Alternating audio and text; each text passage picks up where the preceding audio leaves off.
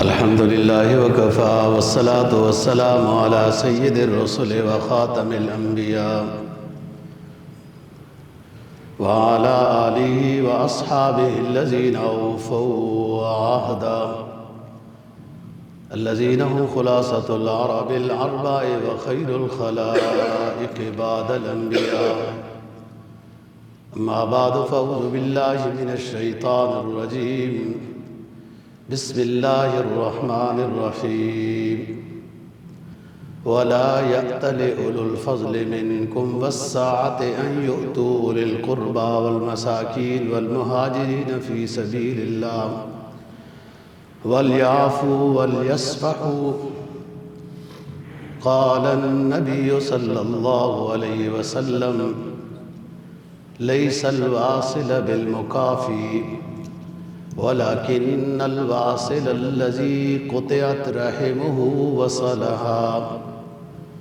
صدق الله العظيم وصدق رسوله النبي الأمي الكريم ونحن على ذلك لمن الشاهدين والشاكرين والحمد لله رب العالمين. 18واں پارہ سورہ نور کی ایک آیت کریمہ تلاوت کی ہے اور جناب نبی پاک صلی اللہ علیہ وسلم کا ایک فرمان تلاوت کیا ہے جس کو امام بخاری نے روایت کیا ہے.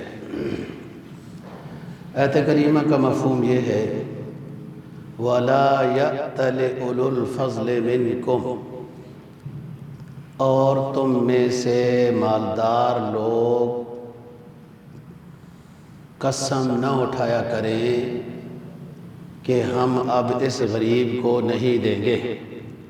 ان یؤتوا اولی القربى والمساکین والمہاجرین، کہ اس غریب رشتہ دار کی جو غلطی ہو گئی اس وجہ سے ہم ان کو اب تعاون کی صورت میں کچھ بھی نہیں دیں گے. یہ قسم تم میں سے صاحب ثروت لوگ نہ اٹھایا کرو اگر ان غریبوں سے غلطی ہو گئی. وَلْيَعْفُوا وَلْيَصْفَحُوا، بس معاف کر دو، درگزر کر دو. أَلَا تُحِبُّونَ أَن يَغْفِرَ اللَّهُ لَكُمْ وَاللَّهُ غَفُورٌ رَحِيمٌ، کیا تم یہ پسند نہیں کرتے ہو کہ اس نیکی کی وجہ سے اللہ تمہاری مغفرت کر دے؟ کہ جو تم کسی اپنے رشتہ دار کے ساتھ تعاون کر رہے ہو اس نیکی کی وجہ سے کیا تم یہ پسند نہیں کرتے ہو کہ اللہ تمہاری مغفرت کر دے؟ اور اللہ مغفرت کرنے والا مہربان ہے. حدیث پاک کا مفہوم یہ ہے، آپ نے فرمایا لیس الواصل بالمکافی، حقیقی طور پر صلہ رحمی والا وہ نہیں ہے کہ وہ دے تو میں دوں گا. ولیکن الواصل، حقیقی طور پر صلہ رحمی والا وہ ہے کہ اس کا وہ رشتہ دار قطعت رحمہ، وہ قطع تعلقی کرتا ہے، وصلہا، اور یہ اس کے ساتھ پھر بھی صلہ رحمی کرتا ہے. اس کو ثواب بہت زیادہ ہے. بات ہم گزشتہ جمعے پر کر رہے تھے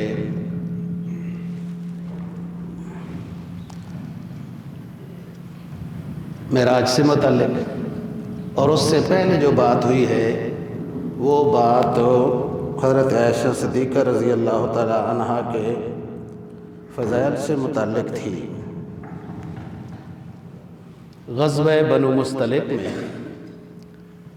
جو منافقین نے تہمت لگائی تھی اس پر ہم نے تفصیلی بات کی تھی، اور ساتھ یہ بھی ہے کہ تہمت لگانا گناہ کبیرہ ہے.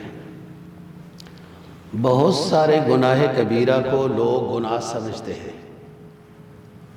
شراب ہو گیا، چوری ہو گئی، بدکاری ہو گئی، گناہ سمجھتے ہیں، بچتے ہیں. بہت سارے گناہ کبیرہ ایسے ہیں کہ جو معاشرے میں رواج پا چکے ہیں، لوگ ان کو سمجھتے ہی نہیں. غیبت کرنا، بغیر تحقیق کے الزام لگا دینا، کسی کی عزت پر الزام لگا دینا، اس کو تہمت کہتے ہیں، یہ بھی گناہ کبیرہ ہے۔ برے لقب سے پکارنا کسی کو، یہ بھی گناہ کبیرہ ہے اگر وہ برا سمجھے۔ اگر وہ سمجھے کہ یوں لوگ مجھے پکارتے رہیں کوئی بات نہیں، تو پھر گناہ نہیں ہے۔ اس صورت میں سب سے پہلے غیر شادی شدہ کے بدکاری کی سزا بیان کی،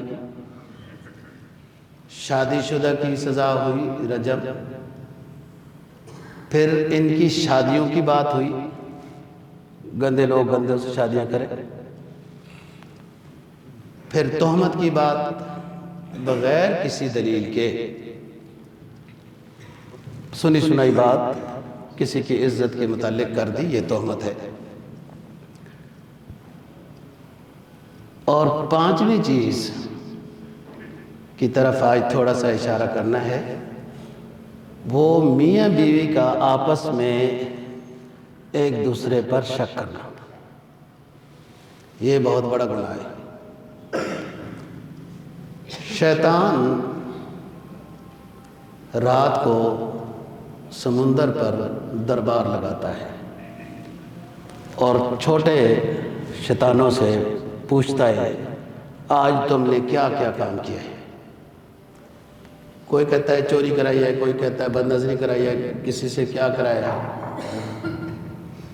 کوئی شیطان اپنے بڑے شیطان کو یہ کہتا ہے کہ میاں بیوی کے درمیان لڑائی کرائی ہے، تو وہ بڑا شیطان چھوٹے شیطان کو اٹھ کر گلے لگاتا ہے کہ اصل کام آپ نے کیا ہے، کیونکہ یہ دو بندوں کے درمیان نہیں، دو خاندانوں کے درمیان لڑائی آپ نے کرائی، یہ اچھا کام کیا ہے۔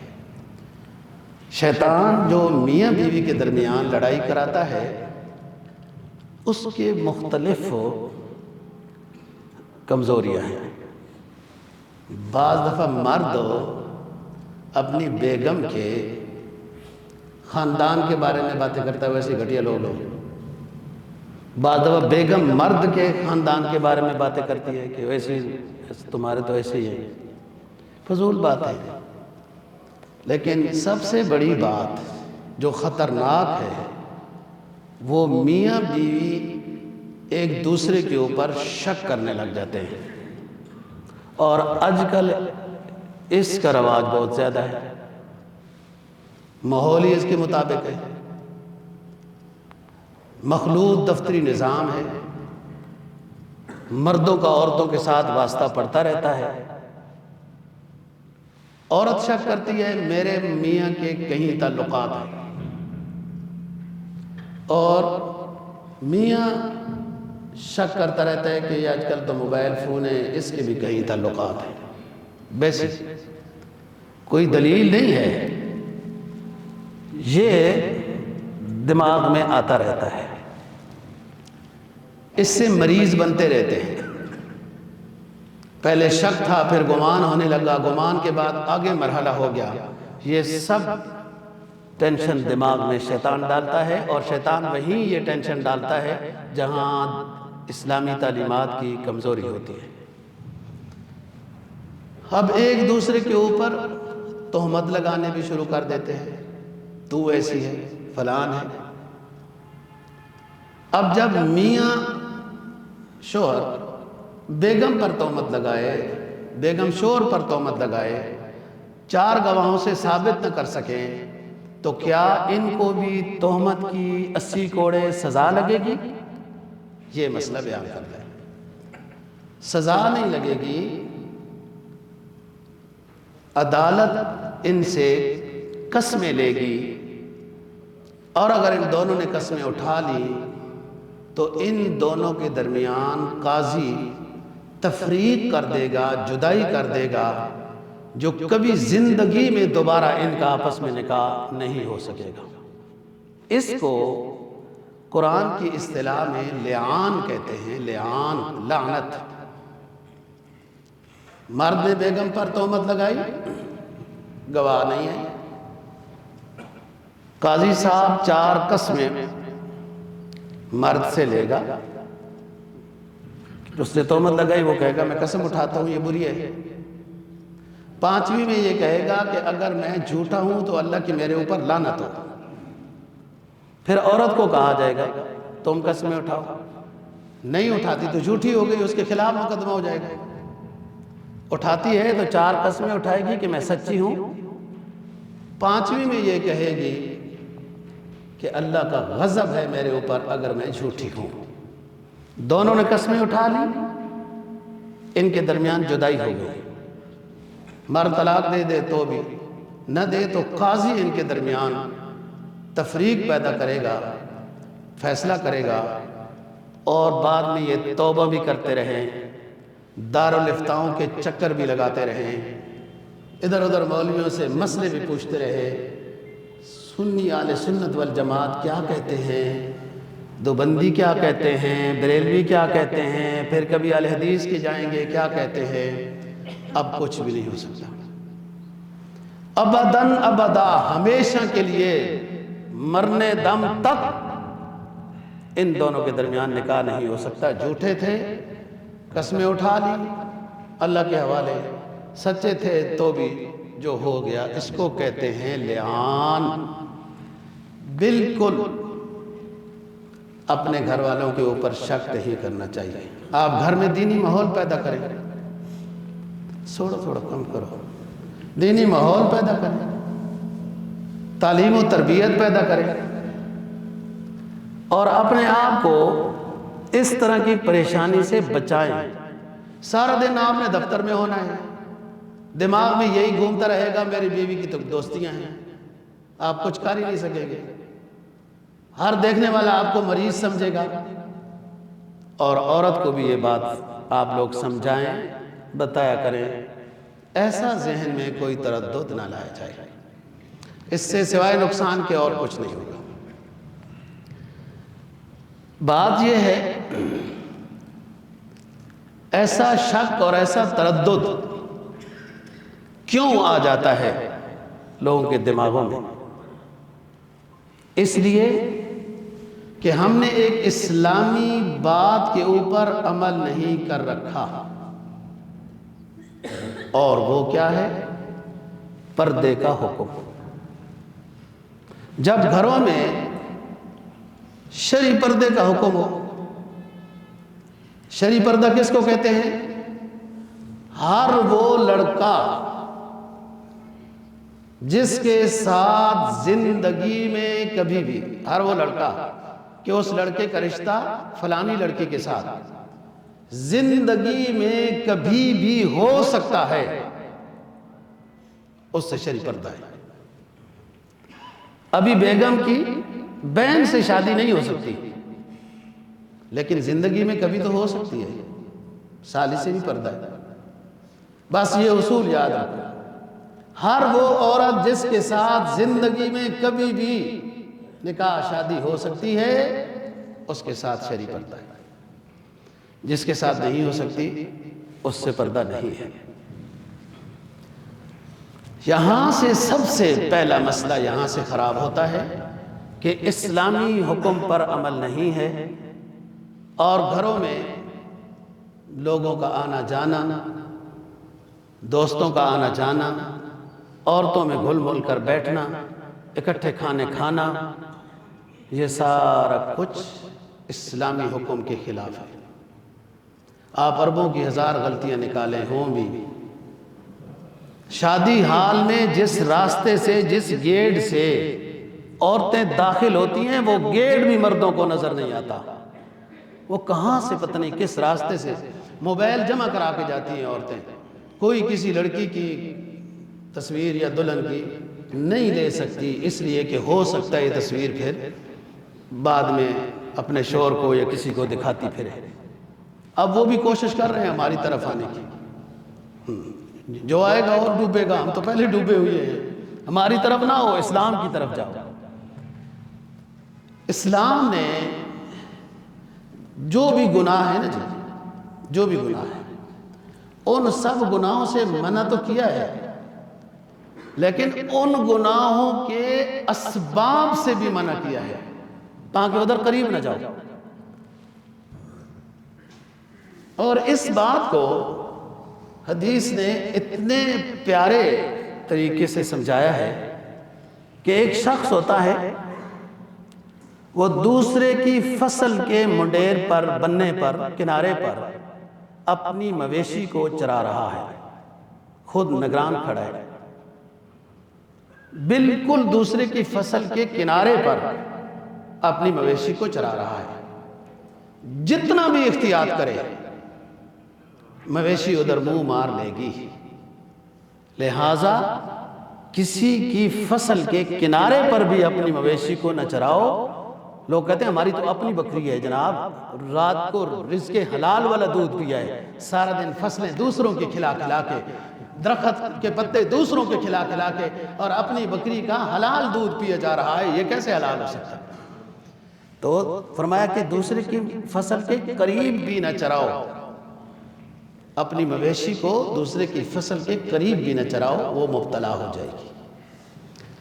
یہی بات ہے، گناہوں کے قریب بھی نہ جاؤ، یعنی گناہوں کے جو اسباب ہیں، اسباب کے قریب بھی نہ جاؤ۔ سبب سب سے بڑا گناہوں کا کیا ہے؟ بری مجلس، برا ماحول، بری گپ شپ، گانا سننا، تصویریں دیکھنا، بد نظری کرنا، یہ سارے وہ سبب ہیں جو گناہ کی طرف لے کے جاتے ہیں۔ اب تو ہر وقت استغفار میں ہی مصروف رہنا چاہیے کہ آپ ایک فون بھی ملانا چاہتے ہیں تو کھولنے کے ساتھ سب سے پہلے گندی تصویر آتی ہے، جو نہ چاہتے ہوئے بھی آ رہی ہے۔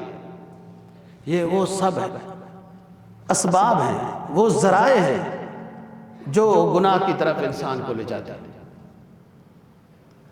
اور بد نظر اس کے لیے ضروری نہیں ہے کہ زندہ، مطلب زندہ لڑکی کو غیر محرم کو دیکھنا بد نظری ہے، تصویر کو، غیر محرم کی تصویر کو دیکھنا بھی بد نظری ہے۔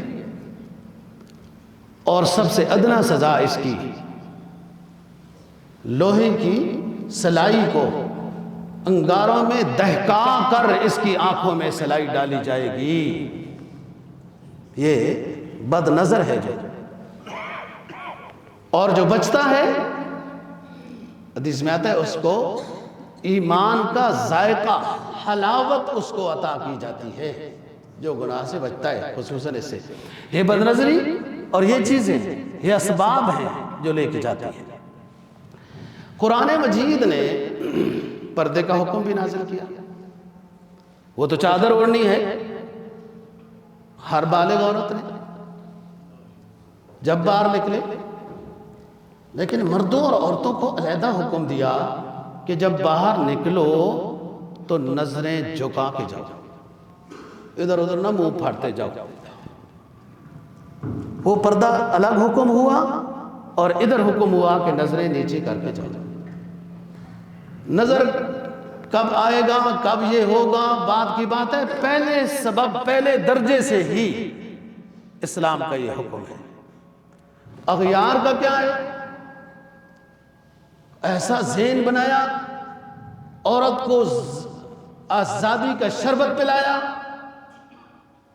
وہ اتنی اس کی تنخواہ نہیں ہوتی جتنے سے زیادہ وہ میک اپ کر کے اپنے آپ کو بہترین ثابت کرتی رہتی ہے، خوبصورت ثابت کرتی رہتی ہے، لوگوں کو دکھانے کے لیے، غیر محرموں کو اپنی زیب و زینت دکھانے کے لیے اتنا پیسہ خرچ کر دیتی ہے۔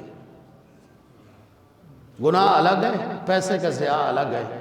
پتنی اس شور کو بھی کبھی سجی ہوئی عورت بیگم اپنی نظر آئی کہ بھی نہیں آئی، دوسرے تو اس سے فائدہ اٹھا رہے ہیں، گناہ کما رہے ہیں۔ وہ اتنے مہنگے مہنگے شور جو سوٹ لے کے دیتا رہتا ہے، تو عورتیں پتہ کیا کہتی ہیں، آپ سب بیگمات والے ہو نا، آنے جانے میں پہنے گے، آنے جانے میں یہ سوٹ اچھا نہ پڑ رہے، آنے جانے میں پہنے گے۔ وہ آنے جانے کبھی اس کی نظروں کو بھی تو خوش کر دو، جس نے اتنا مہنگا سوٹ لے کے دیا، اس کو بھی کبھی وہ مہنگا سوٹ پہنا کے دکھا دو کہ اس کو بھی اپنی بیگم پیاری اور خوبصورت نظر آئے۔ وہ باہر والی عورتوں کو جب دیکھتے ہیں تو وہ بڑی سجی ہوئی خوبصورت لباس میں نظر آتی ہیں، تو وہی لباس اپنی عورتوں کو پہناؤ، اور عورتوں کو کہو گھر میں پہنا کرو۔ عورت کا اپنے مرد کے لیے زیب و زینت اور میک اپ کرنا جائز نہیں، محبوب ہے، اچھا لباس پہننا بھی محبوب ہے، یہاں عجیب رواج ہے، اس مظلوم مرد کو جو 20-20 ہزار کا سوٹ لے کے دیتا ہے دیکھنا نصیب نہیں، وہ آنے جانے میں سوٹ چلا جاتا ہے، اور میک اپ بھی جو عورت کرتی ہے وہ بھی دوسروں کو دکھانے کے لیے، کبھی اپنے شوہر کو دکھاؤ میک اپ کر کے۔ یہ باتیں آپ گھر میں بیان کیا کرو۔ بعض درس کے ساتھی ماشاءاللہ جو زور میں درس ہوتا ہے وہ باتیں سنتے ہیں تو گھر میں جا کے پھر رات کو واک کر کے ساری بیگم کو سناتے ہیں، اور اچھی بات ہے، اسی طرح دین گھر میں آئے گا۔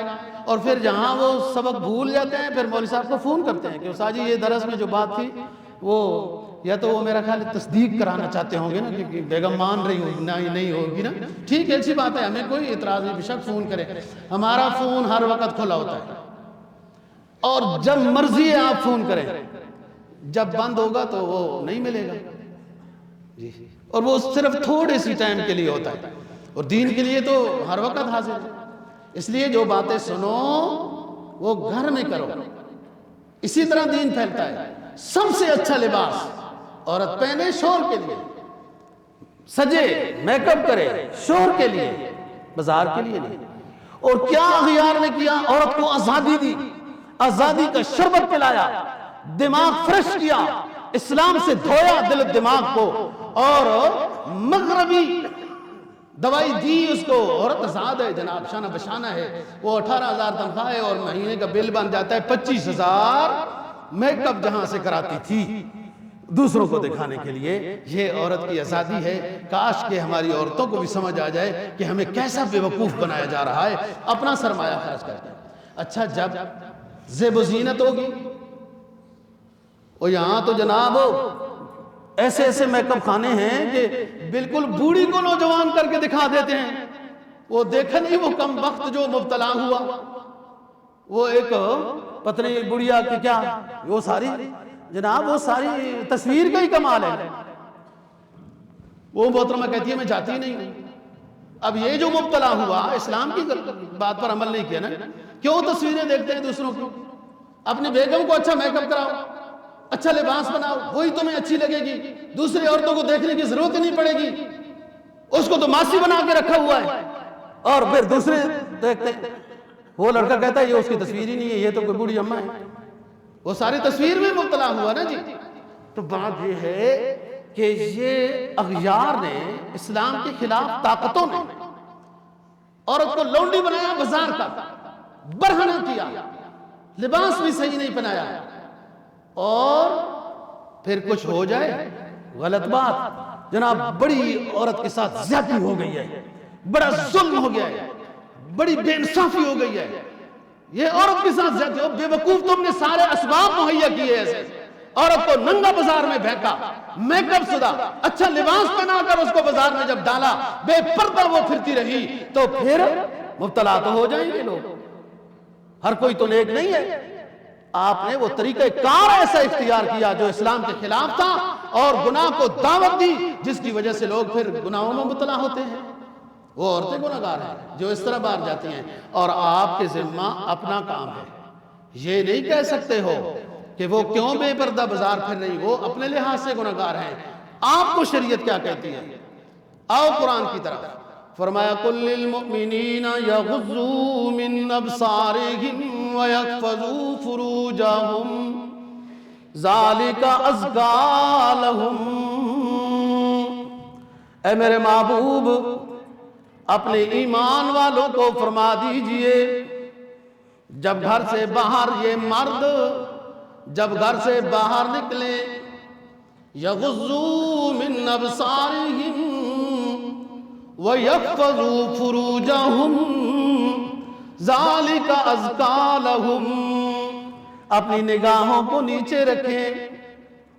نگاہوں کو نیچا رکھنے کا، بد نظری سے بچنے کا سب سے بڑا اعزاز و انعام یہ ملے گا کہ ان کی شرمگاہیں محفوظ رہیں گی۔ یہاں سے ابتدا ہوئی نا جی، ذالک ازکیٰ لہم، یہ تمہارے لیے بڑی پاکیزگی کی بات ہے کہ جب تم نگاہوں کی حفاظت کرو گے۔ آپ نے یہ بات سنی ہے، ذائقہ ایمان، ذائقہ تو کھانے کا ہوتا ہے، ذائقے کا جو لفظ ہے یہ تو کھانے سے متعلق ہے۔ ایمان کا جہاں شریعت نے ذائقہ بتایا نا جی، وہاں پر بھی وہی لفظ استعمال کیا جو کھانے کے لیے استعمال ہوتا ہے. فرمایا ذاقتم الایمان من رضی باللہ ربا وبالاسلام دینا وبمحمد نبیا صلی اللہ علیہ وسلم. ذائقہ ایمان کا اسے ملے گا جو اپنے رب پہ راضی، اپنے دین پہ راضی، اپنے پیغمبر پہ راضی ہے. دین پہ کیسا راضی ہے کہ دین کی بات پر عمل کرتا ہے، اللہ رسول کی مانتا ہے، اس کو ایمان کا ذائقہ ملے گا. اعلی تصوف نے اس بات کو اور آسان کیا. فرمایا کہ آپ جا رہے ہو اور دور سے ایک ہیکل ایسا نظر آیا کہ کوئی غیر محرم عورت چہرے کے لحاظ سے ننگی آ رہی ہے. دور سے آپ کو ایک ہیکل ایسا نظر آیا. آپ ابھی سے اپنی نگاہوں کو نیچے کر لیں تاکہ میری نظر اس غیر محرم پر نہ پڑے. اور وہ غیرم پاس سے گزر گئی. اس کے بعد اپنے ایمان کی کیفیت دیکھیں کیا ہے. آپ کو ایک خاص سرور محسوس ہوگا. یہ ہے ایمان کا ذائقہ. ایک اور حدیث میں فرمایا سلاسن من کن فیہ وجد حلاوت الایمان. 3 چیزیں ایسی ہیں جسے نصیب ہو جائیں اس ایمان کا ذائقہ مل جاتا ہے. کیا؟ اللہ رسول اس کو سب سے زیادہ محبوب ہے، اور جس سے محبت ہے اللہ کے لیے، جس سے دور ہوتا ہے وہ اللہ کے حکم کی وجہ سے. اور تیسری چیز کہ یہ اپنے آپ کو کفر کی طرف لے جانے کے بارے میں سوچ بھی نہیں سکتا. ایک ارب مل جائے، کتنے ارب مل جائیں، یہ کفر کی طرف لوٹنے کو مکروہ سمجھتا ہے. یہ شخص جس کو یہ 3 چیزیں حاصل ہیں، اللہ رسول کو سب سے زیادہ محبوب سمجھتا ہے، ان کی ہدایت پر عمل کرتا ہے. کسی انسان سے محبت یا کسی سے دوری اللہ کے لیے ہے. اور تیسری چیز کفر کی طرف لوٹنے کو یہ گوارا ہی نہیں، برداشت نہیں کر سکتا. تو اس شخص کو حلاوت ایمانی محسوس ہوتی. اچھا، قرآن مجید نے بہت ساری جگہوں پر مردوں کو حکم کیا، عورتیں اس کے تابع ہیں. اقیم الصلاۃ یہ لفظ صیغہ امر ہے، جمع مذکر حاضر ہے. مردوں تم نماز کو قائم کرو، مردوں تم زکوٰۃ دو. وہ کنگن والی بات تو عورتوں کی ہے جو آپ صلی اللہ علیہ وسلم سے مسئلہ پوچھنے آئی تھی تو کنگن آپ کو نظر آئے. آپ نے فرمایا ان کی زکوٰۃ دیتی ہو؟ تو کہنے لگی نہیں جی. فرمایا پھر یہ جہنم کے کنگن ہے جب زکوٰۃ نہیں دیتی ہو. تو زکوٰۃ کا حکم صیغہ امر جمع مذکر مخاطب، نماز کا حکم صیغہ امر جمع مذکر مخاطب، نماز قائم کرو. عورت کا حکم نہیں، عورت تابع ہے. قرآن مجید نے اقیموا الصلاۃ ہے، اقمنا الصلاۃ نہیں ہے. اقمنا الصلاۃ عورت کے لیے ہے کیونکہ مرد کے تابع ہے عورت. اللہ نے تابع کیا. لوگ کہتے نہیں عورت اونچی ہے، جنہوں نے اونچی بنائی مزے کر رہے ہیں نا امریکہ والے وغیرہ، مزے کر رہے ہیں آپ سارے. خدا نے جس نے پیدا کیا نا جی، اس نے مرد کو حاکم بنایا اور عورت کو اس کے محکوم بنایا. نظام ایسے چلتا ہے. اب میں امام صاحب ہوں، آپ مقتدی ہیں، اب سارے امام بن جاؤ تو مقتدی کون ہوگا؟ فرق ہے نا جی.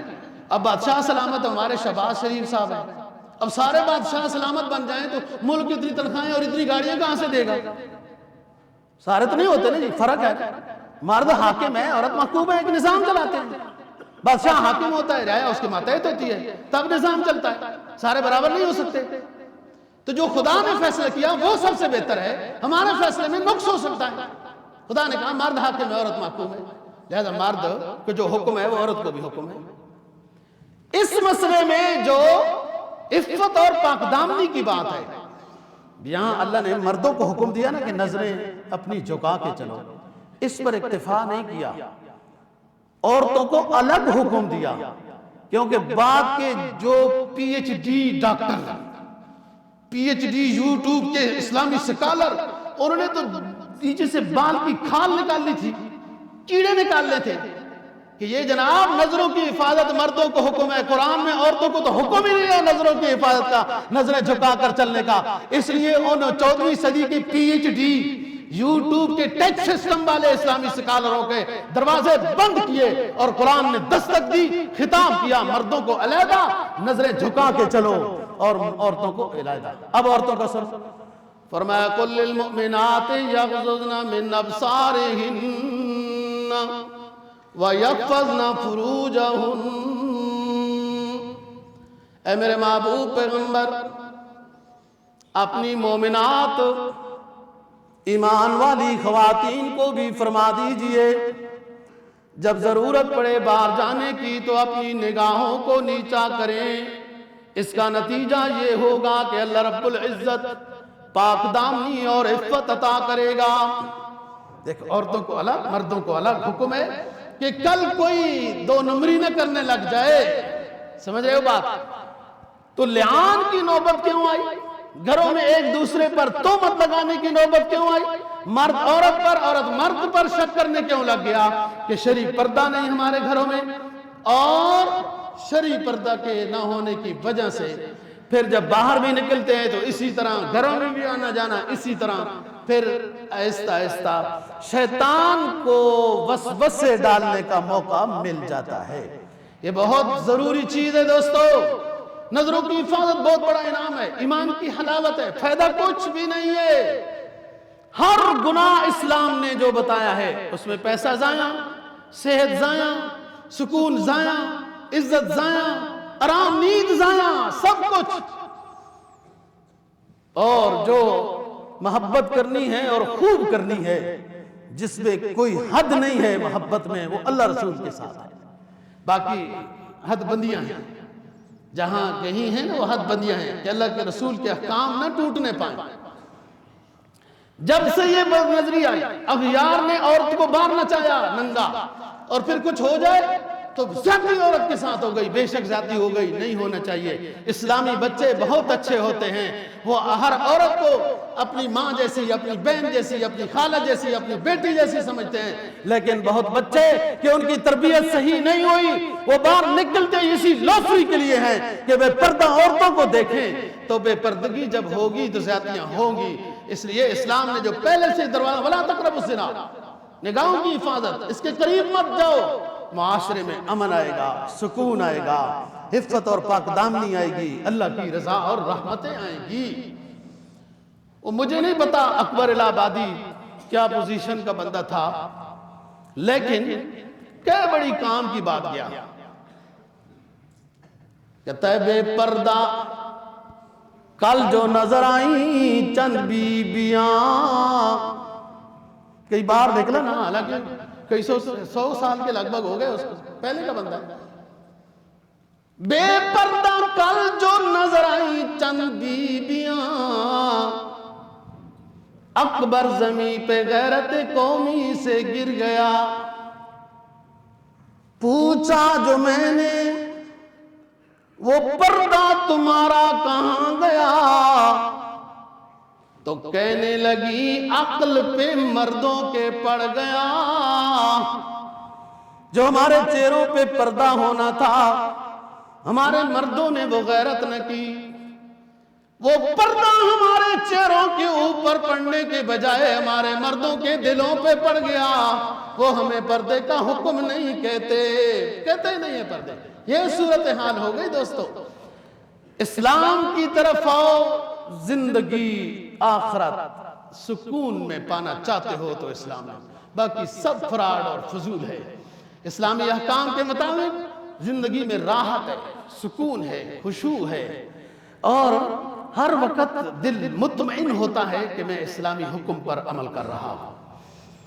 تو بات ہم نے قرآن مجید کی جو کی، ایک لعان کی بات آپ کو سمجھائی، بالکل تردد، گھروں میں شک شبہ اس سے مبتلا نہ ہو، اور اپنے گھروں میں پردے کا نظام نافذ کرو، اسلامی کوئی کتاب پڑھنے کا معمول بناؤ، انشاءاللہ زندگی پرسکون بن جائے گی۔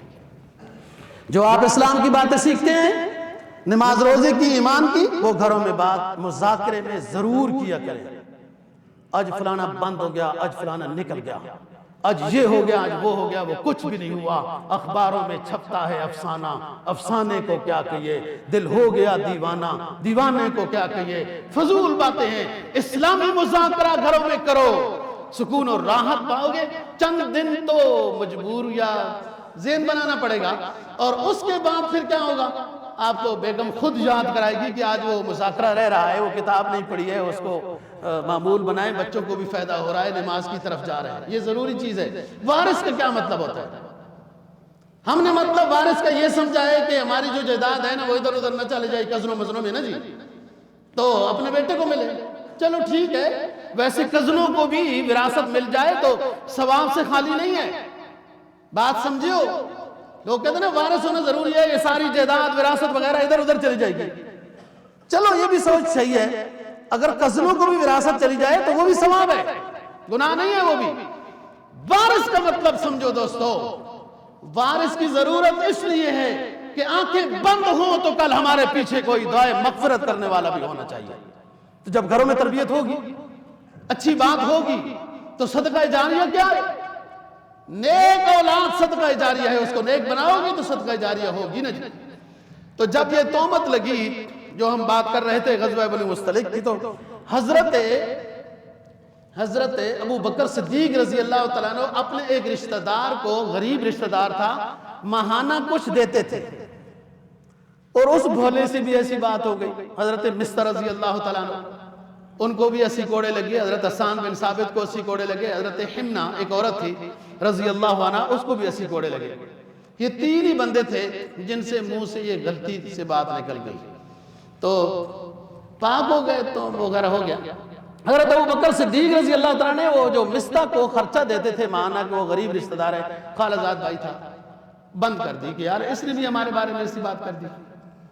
اللہ تعالیٰ نے قرآن مجید کی آیت نازل فرمائی کہ معاف کر دو، ابو بکر معاف کر دو، اور جب معاف کر دو گے، وہ وظیفہ جاری رکھو گے، تو کیا تم یہ نہیں پسند کرتے ہو کہ اس نیکی کے بدلے میں ہم تمہاری مغفرت کرتے ہیں؟